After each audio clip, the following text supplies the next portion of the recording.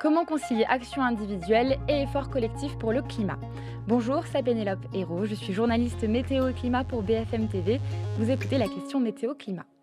Êtes-vous inquiet pour l'environnement? Si comme moi vous répondez oui à cette question, vous n'êtes pas seul.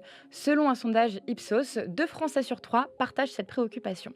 Alors pour agir, beaucoup trient leurs déchets, prennent moins l'avion ou mangent moins de viande. Et ces gestes ont leur importance. Environ 25% de l'effort nécessaire pour atteindre la neutralité carbone en 2050 pourrait venir de nos comportements individuels.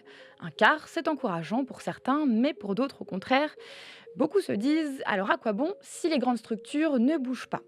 Car oui, la transition écologique ne repose pas seulement sur nous, citoyens, elle dépend aussi de l'action collective, celle des entreprises, de l'État, des politiques publiques. Et bien souvent, chacun se renvoie la responsabilité. Pourtant, la question n'est pas de savoir qui doit agir, mais comment agir ensemble. Et bien entendu, tout le monde n'a pas les mêmes moyens ni les mêmes marges de manœuvre pour agir, d'autant que derrière la question des gestes du quotidien, il y a un enjeu plus large, celui de la justice sociale. Alors comment mieux articuler nos efforts individuels et collectifs pour le climat? Pourquoi c'est difficile de changer nos habitudes dans une société très carbonée? Quels gestes ont vraiment un impact? Pour en parler, j'ai le plaisir d'accueillir aujourd'hui Pierre-Alix Laurey-Bavet. Bonjour Pierre-Alix. Bonjour Pénélope. Vous êtes cofondateur de l'atelier 2 tonnes, donc une expérience collective pour imaginer une société neutre en carbone d'ici 2050. Alors concrètement, Pierre-Alix, qu'est-ce que l'atelier 2 tonnes? Est-ce que vous pouvez nous expliquer quel est l'objectif? Oui, alors l'objectif en fait de l'atelier, c'est c'est un constat en fait. En 2020, on était 2 pédagogues très engagés sur les sujets écologiques. On s'est dit l'écologie, la crise écologique, c'est un gros sujet. C'est sûrement l'un des enjeux principaux du 21e siècle pour l'humanité, mais on n'avance pas assez vite qu'on le devrait. Et on s'est dit: «Bah, c'est quoi le problème?» Et on s'est rendu compte que le problème, c'est notre rapport au sujet, notre capacité d'action, de tous les acteurs. Et en fait, on a identifié 2 écueils, en fait, qui bloquent notre capacité d'action. Le premier, c'est que beaucoup d'acteurs, beaucoup de personnes sont perdus. Il y a beaucoup d'injonctions, beaucoup d'injonctions à agir de façon générale, mais on manque de repères. On manque de, savoir c'est quoi les actions qui sont les plus pertinentes pour soi, qu'est-ce qu'on peut faire, qu'est-ce qui a vraiment de l'impact? Et donc quand on est perdu, bah, on a du mal à savoir par où commencer. Et la deuxième chose, c'est plus un sujet de motivation. C'est-à-dire, est-ce qu'on est vraiment motivé? Est-ce qu'on a envie d'agir? Et là, en fait, on a vu plusieurs, écueils, très concrets. Des gens qui se disent, «On n'y arrivera jamais, donc ça ne sert à rien de s'engager pour quoi que ce soit». Des gens qui se disent que leur action, ne sert à rien, qu'ils ne sont qu'une goutte d'eau dans l'océan, que ce n'est pas à eux d'agir, par conséquent. Et puis enfin, se dire que, toutes les actions qu'on dit écologiques sont des sacrifices et que les sacrifices, c'est embêtant, surtout quand on a beaucoup d'autres problèmes. Donc on s'est dit: «Il faut quelque chose qui réponde à ça» et on a enrichi notre vision avec le temps, notamment les dernières années en voyant un peu les évolutions sociétales, en se disant qu'il n'y avait pas juste ça, il y avait aussi 2 autres éléments. Il y avait le fait que, bah, des problèmes, il y en avait beaucoup. Il n'y avait pas que l'écologie et qu'il fallait le respecter et qu'on avait un monde qui était de plus en plus complexe, de plus en plus instable et qu'il fallait pouvoir intégrer l'écologie, en lien avec les autres problèmes, désiloter un peu le sujet. Et on s'est rendu compte d'un dernier problème qui pour nous est tout aussi important, c'est, notre difficulté grandissante à échanger et à trouver des solutions ensemble sur les problèmes de fond. Une forme de polarisation qui s'observe, qu'on voit dans le débat public, et qui fait qu'on voit aussi même dans les repas de famille, qui fait que ça devient très compliqué de se mettre d'accord sur des choses et d'agir ensemble, vers le même objectif.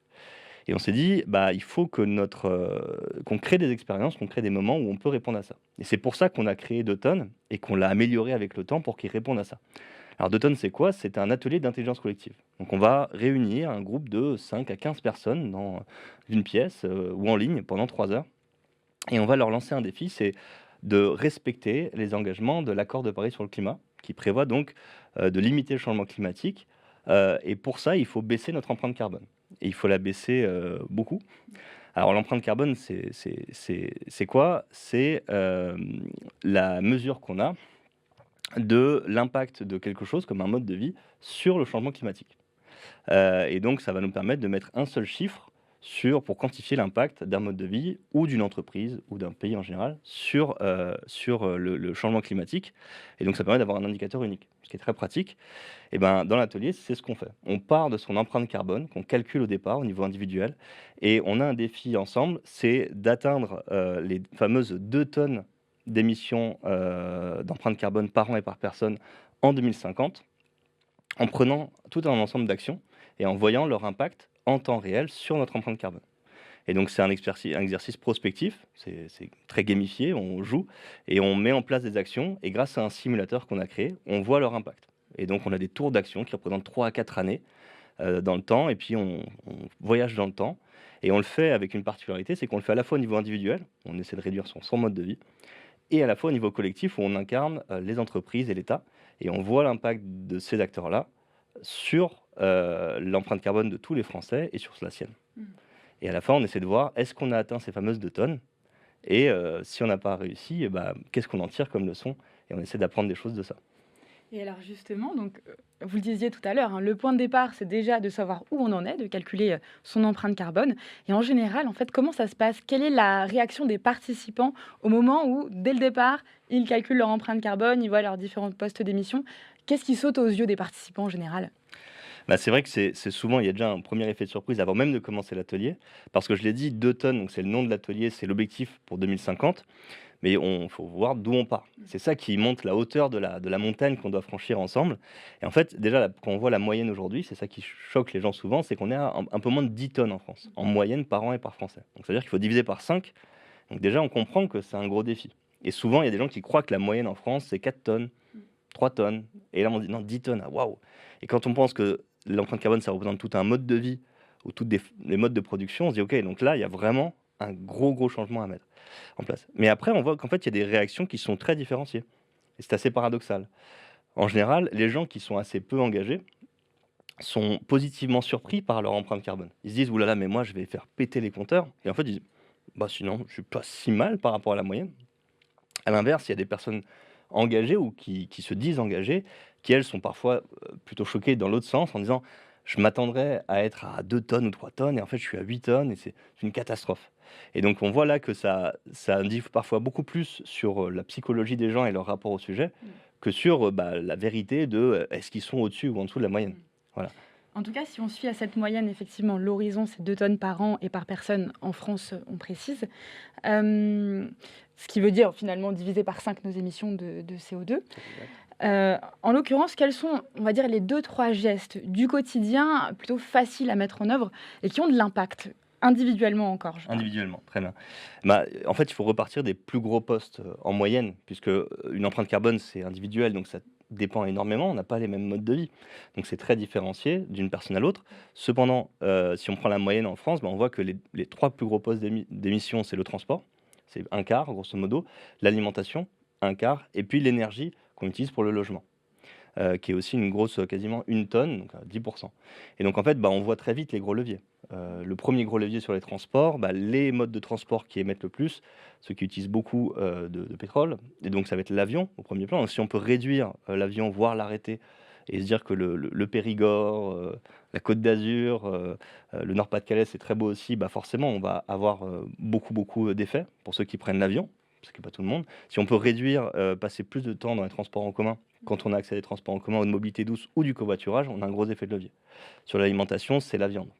La viande émet plus à quantité égale que les produits végétaux, notamment, et c'est de façon plus marquée pour la viande rouge.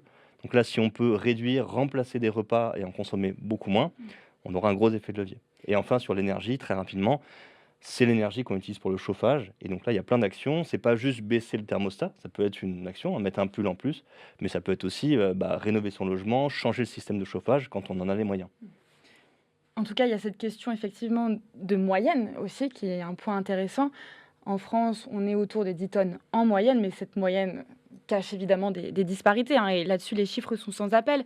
Les 50% les plus modestes émettent environ 5 tonnes, tandis que les 10% les plus riches sont plutôt autour de 25 tonnes. Donc il y a effectivement aussi une question de revenus. Et on parlait de justice sociale tout à l'heure, et c'est aussi au cœur du débat. Comment est-ce qu'aujourd'hui, vous prenez en compte la question des inégalités dans la pédagogie de vos ateliers? Bah, déjà, la première chose, effectivement, c'est qu'on n'a pas tous les mêmes marges de manœuvre. C'est vrai pour l'écologie comme pour beaucoup de sujets, par ailleurs. Et donc, la première chose, c'est de ne pas se contenter de l'angle individuel et de ne pas remettre les gens sur un angle de culpabilité individuelle, ce qui à la fois est pas pertinent, évidemment, mais qui en plus est faux. Puisque les leviers, ils sont collectifs et il y a plusieurs acteurs qui peuvent agir. Donc c'est pour ça que dans l'atelier, on fait cet aller-retour entre l'échelle individuelle et l'échelle collective, c'est-à-dire on incarne le gouvernement, on incarne les grandes entreprises, les collectivités, et on se questionne sur qu'est-ce qu'elles pourraient faire pour soit permettre qu'il y ait plus de justice dans la répartition de l'effort, soit aider en fait les initiatives et aider aux gens à ce qu'ils puissent avoir un mode de vie moins carboné, plus écologique. Et donc pour nous, c'est essentiel d'avoir cette vision-là et de ne pas laisser chacun face à ces actions qui paraissent aussi vertigineuses. Ça, c'est la première chose. La deuxième chose pour nous, c'est d'insister sur le fait que il y a plusieurs façons d'agir et que c'est à nous d'inventer la façon qui nous semble la plus pertinente par rapport à tous nos défis sociétaux.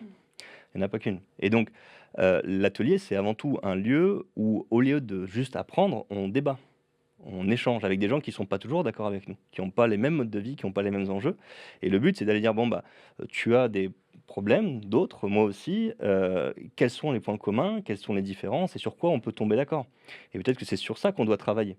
Et on ne va pas faire les choses sur lesquelles on est en très profond désaccord, sur ceux dans lesquels on est d'accord, c'est là qu'on doit travailler.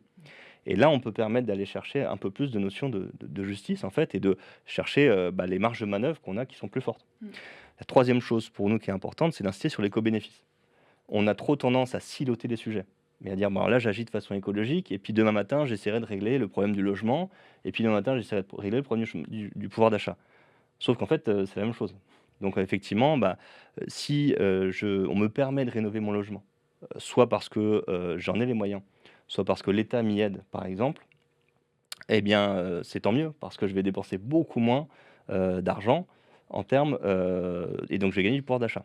Donc ça sera plus écologique, mais à la limite, je peux le faire juste pour mon pouvoir d'achat, et tant mieux.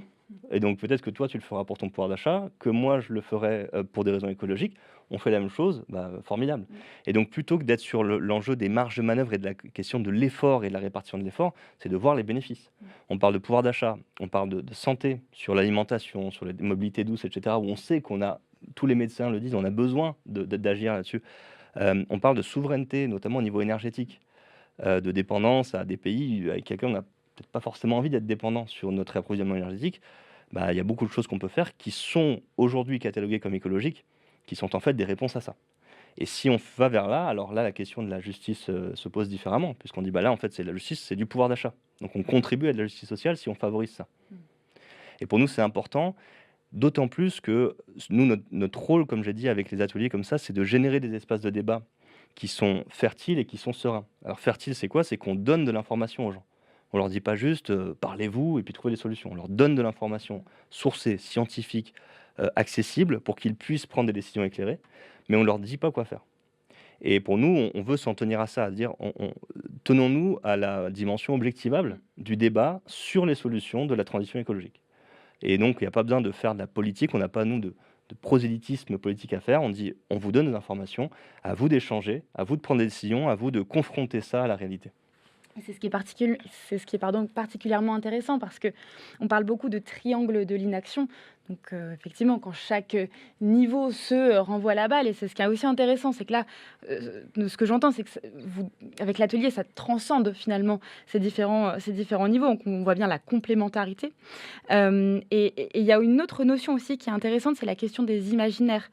C'est-à-dire qu'aujourd'hui, forcément, il y a aussi une notion où on doit changer nos habitudes, nos représentations, notre rapport au progrès. Et souvent, la sobriété est perçue comme quelque chose de l'ordre du renoncement, finalement. Vous, aujourd'hui, quels imaginaires vous voyez émerger autour de cette notion?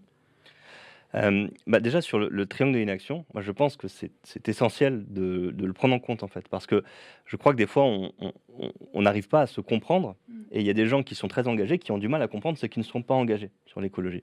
Or, pour moi, on a un monde dans lequel on a différents problèmes. C'est dur de s'entendre sur c'est quoi les priorités parce qu'on n'a pas forcément la même vision. Et je crois qu'il faut vraiment l'entendre. Et c'est pour ça qu'on a besoin d'avoir une vision sociétale de la chose. Une entreprise, si on lui dit tu peux t'engager sur l'écologie, mais ça va remettre en question ta pérennité économique et tu risques de faire faillite dans 2 ans, forcément, elle hésitera beaucoup plus que si on lui dit en fait, il y a des tendances générales qui font que l'État va sûrement être de plus en plus engagé là-dessus et que les citoyens sont en demande de ça. Donc forcément, ça lui donnera beaucoup plus envie de s'engager. Et ça me semble relativement logique. Et je crois qu'il y a vraiment cette nécessité de se dire, comprenons les gens. Si tout le monde n'est pas complètement passionné par le sujet, ça n'est pas juste que les gens sont idiots ou qu'ils n'ont pas compris les choses. Il faut aller, chercher des compromis et comprendre qu'il y a plusieurs enjeux. Et justement, le point des imaginaires, à ce moment-là, il faut le voir sous cet angle. Je crois que des fois, on a trop voulu, faire reposer l'ensemble de la transition écologique sur la question des imaginaires, en disant: «Il faut, un peu vendre aux gens un monde idéal». Je crois que on n'a pas forcément besoin de ça. Ils voient d'autres imaginaires qui émergent autour de ça. C'est-à-dire, il y a un imaginaire pour moi qui est celui de la robustesse, que je trouve absolument passionnant, d'un biologiste qui s'appelle Olivier Hamon, qui travaille sur le vivant et qui s'est rendu compte que le vivant n'est pas toujours performant que sur un seul axe, qu'il est plutôt adapté des fois à s'adapter à des environnements changeants. C'est actuellement ce qu'on a comme contexte, en tant que société et en tant que citoyen. On a un monde qui est de plus en plus instable, de plus en plus changeant. On appelle souvent ça la polycrise. Il y a plein de problèmes.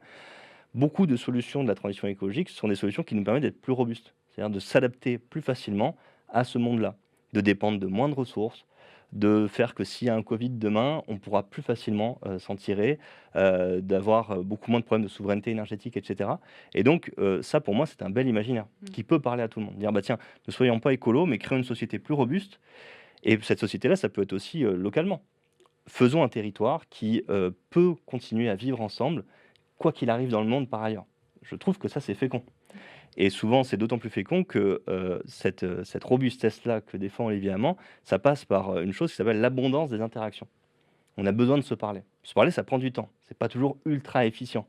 Mais quand on se parle beaucoup, le jour où ça pète, on est capable de continuer à se parler, à dire: «Bon, là, il y a un problème, il faut qu'on se parle et qu'on trouve des solutions ensemble». Donc moi, je trouve que c'est un imaginaire qui est très ancré dans le réel et qui donne beaucoup de puissance à la question écologique. Et justement, se parler, c'est ce que permet aussi votre atelier d'automne. Merci beaucoup, Pierre-Alix, pour cette interview. C'était passionnant avec beaucoup de pédagogie. En tout cas, merci beaucoup d'avoir écouté la question météo-climat, le podcast pour répondre à toutes les questions que vous vous posez sur le temps qu'il fait et qu'il fera. Abonnez-vous pour ne rien manquer et si cet épisode vous a plu, n'hésitez pas à nous laisser une note et un commentaire. À bientôt.